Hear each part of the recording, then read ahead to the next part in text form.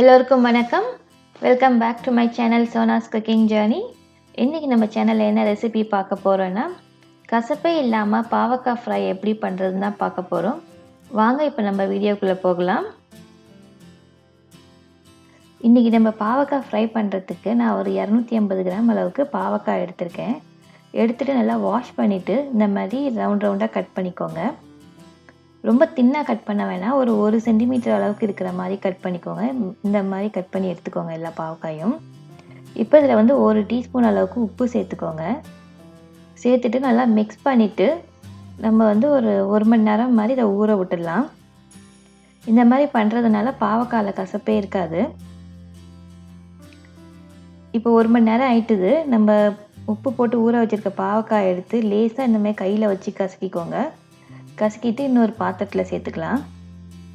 நீங்கள் இப்படியும் பண்ணலாம், இல்லைன்னா கொதிக்கிற தண்ணியில் ஒரு 2 நிமிஷம் போட்டு வேக வச்சு நீங்கள் வடிகட்டி கூட எடுத்து இது பண்ணலாம். இப்போ எல்லாம் புழிஞ்சு எடுத்தாச்சு. இதில் வந்து ஒரு 1/2 டீஸ்பூன் அளவுக்கு மஞ்சள்தூள் சேர்த்துக்கோங்க. அப்புறம் 1 டேபிள் ஸ்பூன் அளவுக்கு சில்லி பவுடர் சேர்த்துக்கலாம். 1 டேபிள் ஸ்பூன் மல்லித்தூள் சேர்த்துக்கலாம். அப்புறம் 1 டீஸ்பூன் சோம்புத்தூள் சேர்த்துக்கோங்க. அப்புறம் இதில் 1 டேபிள் ஸ்பூன் அளவுக்கு கார்ன்ஃப்ளவர் சேர்த்துக்கோங்க, ஜாஸ்தி சேர்க்காதீங்க.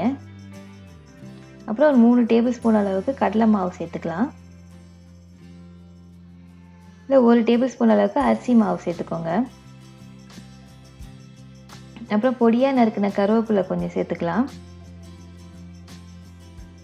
அப்புறம் பூண்டு ஒரு 5லேருந்து 6 பல் எடுத்து நல்லா நசுக்கி இந்த மாதிரி சேர்த்துக்கோங்க. அப்புறம் இதில் 1 டேபிள் ஸ்பூன் அளவுக்கு எண்ணெய் சேர்த்துக்கோங்க. எண்ணெய் சேர்த்திங்கன்னா மசாலா பிரியாமல் நல்லாயிருக்கும் பொரிக்கிறப்போ. இப்போ எல்லாத்தையும் ஃபஸ்ட்டு இது மாதிரி மிக்ஸ் பண்ணிக்கோங்க மாவு கூட. இந்த மாதிரி மாவோட நல்லா மிக்ஸ் ஆனதுக்கப்புறம் கொஞ்சம் கொஞ்சமாக தண்ணி சேர்த்து மிக்ஸ் பண்ணிக்கோங்க. ரொம்ப தண்ணியாக பண்ணிடாதீங்க. இப்போ பாருங்கள், இந்த மாதிரி லேசாக மாவு ஒட்டியிருந்தால் போதும். நிறையா மாவு போட்டிங்கன்னா அப்புறம் பஜ்ஜி மாதிரி ஃபுல்லாகவே கவர் ஆகிடும். இந்த பாவக்காவோட டேஸ்ட்டு உங்களுக்கு தெரியாது. இப்போ நான் எல்லாம் எண்ணெயை சூடு பண்ணி இதில் ஒன்று ஒன்றா சேர்த்துக்கோங்க.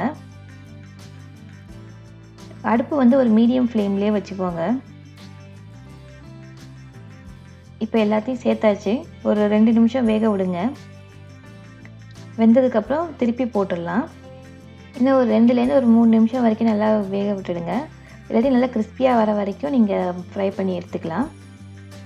இந்த ரெசிபி வந்து ரொம்ப நல்லாயிருக்கும், கசப்பே இல்லாமல் இருக்கும். இதை வெரைட்டி ரைஸ் கூட, சாம்பார் சாதத்து கூட, கூட்டு கூடலாம் சாப்பிட்டா ரொம்ப நல்லாயிருக்கும். இந்த ரெசிபியை நீங்கள் வீட்டில் ட்ரை பண்ணி பார்த்துட்டு எப்படி வந்ததுன்னு கமெண்ட்டில் சொல்லுங்கள். இந்த வீடியோ பிடிச்சிருந்தா உங்கள் ஃப்ரெண்ட்ஸ் அண்ட் ஃபேமிலிக்கு ஷேர் பண்ணுங்கள். மறந்துடாமல் இந்த வீடியோவுக்கு ஒரு லைக் போடுங்க. என் சேனலுக்கு இன்னும் சப்ஸ்கிரைப் பண்ணாதவங்க சப்ஸ்கிரைப் பண்ணிக்கோங்க. கூட இருக்க பெல் பட்டனையும் ப்ரெஸ் பண்ணிக்கோங்க. வாங்க நம்ம இன்னையோட குரல் பார்த்துடலாம். பிறவி பெருங்கடல் நீந்துவார் நீந்தார் இறைவன் அடி சேராதார்.